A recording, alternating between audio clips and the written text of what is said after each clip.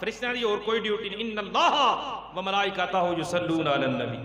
اللہ بھی اور اللہ دے فرشتے بھی سونے کملی والے دی ذات تے درود و سلام پڑھتے ہیں. بولیے سبحان اللہ.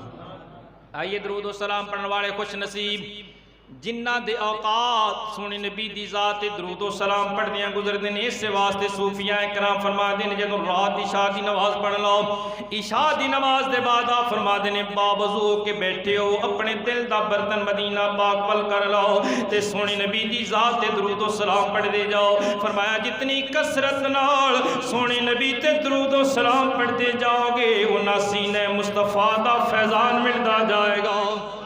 اے قلب مردہ ہے جدو سرکار دو عالم علیہ السلام دے انوار و تجلیات دوستانی عزیز ساڑھے اس قلب مردہ تہان گے.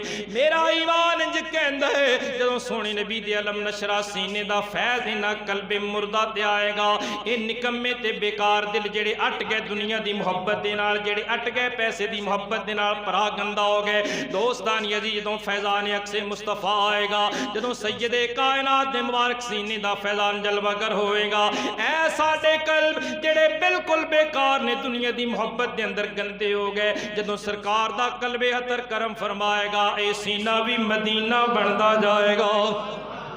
اس واسطے سونے نبی دے غلاموں کتنی حدیثاں ایسیاں نے جنہ دے اندر میرے مصطفیٰ کریم علیہ السلام نے اپنی ذات تے خود درود و سلام پڑھن والیاں دے فضائل نو بیان فرمایا. سونے نبی کریم علیہ السلام دی مبارک حدیثاں دا ایک بہت بڑا ذخیرہ موجود ہے کہ درود و سلام پڑھن والے دا چہرہ بھی ٹیڑھا نہیں ہوئے گا. درود و سلام پڑھن والے دی رزق وچ بھی برکتاں ہوندیاں جان گیاں. درود و سلام پڑھن والے دی اولاد بھی فرما بردار ہوئے گی. درود و سلام پڑھن والے دے گھر وچ مصائب و علام دور ہوندے جان گی رحمتاں دی بارش ہوئے گی. اے جہان تے ایک پاسے آج جدوں قبر دے اندر جائیں گا قبر دی مٹی بھی تیرا حیا کرے گی. کوئی غدار نہیں آیا سونے نبی دا وفادار قبر چاہے.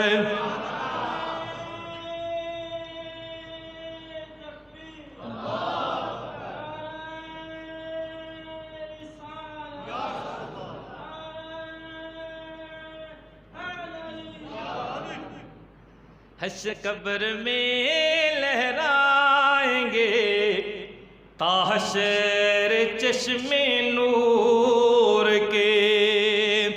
اعلیٰ حضرت فرموچی بولو سبحان اللہ. جدو سرکار نے آنا ہے نا درود و سلام پڑھنے والے دی قبر پھر کرم نوازی پھر مہربانی عنایات انج کر کے ہونی ہے.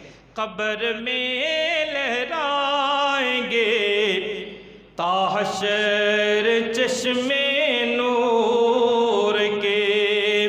قبر میں لہرائیں گے تا حشر چشم نور کے. ارے جلوہ فرما ہوگی جب طلعت رسول اللہ کی. جلوہ فرما ہوگی جب طلعت رسول اللہ کی. آپ فرما دیں مت سوچو کہ حضور آن گے تے قبر روشن جان گے تے قبر اندھیری. فرمایا نہیں جڑا حضور دی ذات درود و سلام پڑھنے والا ہے نا او دی قبر جدو رب دا ماہی جلوہ گری فرمائے گا تے پھر صبح قیامت تک نور دا ایک سیلاب جلوہ گر ہو جائے گا. ایسا نہیں ہونا کہ حضور واپس گئے تے قبر اندھیری ہو جائے گی. نہیں جلوہ فرما ہوگی جب طلعت رسول اللہ کی قبر میں لہرائیں گے تا حشر چشم نور کے. فرمایا حضور دی آمد تو لے کے صبح قیامت تک تیری قبر انشاءاللہ نور علی نور ہو جائے گی. پر ضرورت اس بات دیئے کہ حضور تے درود و سلام پڑھیا کر. اپنا تعلق اپنا ناتا اپنا رشتہ درود و سلام دے ذریعے حضور نہ مضبوط کر لو انشاءاللہ پھر حشر دے میدان دے اندر بھی درود والے آقا اپنے گناہگار نکمے عاشقاں سینے نہ لگا لیں گے. ان اول الناس بھی یوم القیامت اکثر من الصلاۃ. ایک بہت بڑا عظیم نسخہ حضور نے عنایت فرمایا کہ حشر دے میدان دے اندر تین اور کوئی اچھا جانے یا نہ جانے درود پڑھنے والے نے حضور نے ضرور کرم فرما کے اپنے دامن کرم میں جگہ عطا فرمانی. تے جن حضور دا دامن کرم نصیب ہو گیا ڈھونڈا ہی کریں صدر قیامت کی سپاہی. ارے وہ کس کو ملے آقا جو تیرے دامن میں چھپا ہو. انہوں تے حشر دے فرشتے بھی نہیں لب سکتے جن حضور دے سایہ کرم میں جگہ نصیب ہو جائے گی. اور اندہ سب تو بڑا ذریعہ میرے حضور تے درود پڑھو کیونکہ یہ ہر مشکل دا حل ہے. قرب مصطفیٰ دا ذریعہ ہے، روزی برکت دا ذریعہ ہے، اللہ دا فرمان ہے یا ایھا الذین آمنوا صلوا علیہ وسلموا تسلیما۔ ایک گل یاد رکھو، کوئی پابندی نہیں درود پڑھنے واسطے، ایک پابندی ضرور، یعنی کوئی پابندی نہیں گھر چ پڑھو، مسجد چ پڑھو، بازار چ پڑھو، دکان چ پڑھو، زمین تے پڑھو، پرواز چ پڑھو، کسی مقام تے پڑھو، ایک پابندی ضرور ہے، فرمایا درود وہ پڑھے گا جڑا ایمان والا ہوئے، درود واسطے ایمان دی پابندی، باقی کوئی پابندیاں نہیں۔ اللہ کرے درود ساڑی زندگی دا حصہ بن جائے۔